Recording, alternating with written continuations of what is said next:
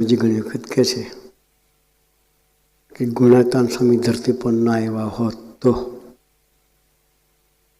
આપણું શું થાત?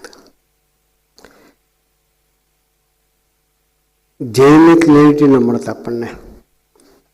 કઈ રીતે સંબંધ કરવો, કઈ રીતે જીવન જીવવું, એની સ્પષ્ટતા એને એના જીવન તરફથી આપણને કરાવી.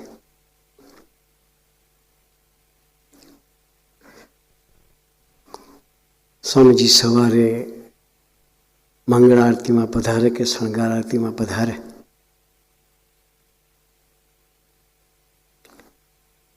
જ્યારે ગોષ્ઠી કરતા હોય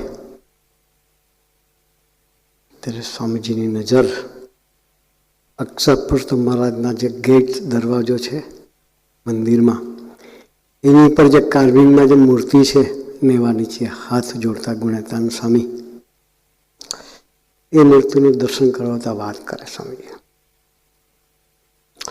કે કદાચ તમે ઠાકોરજીના દર્શન નહીં કરો તો ચાલશે, કે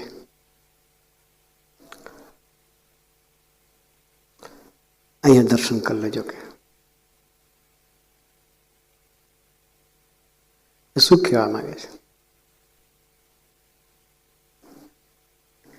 કે ગુણાતાન સ્વામીની એક નજર કેવળ મહારાજ તરફ હતી.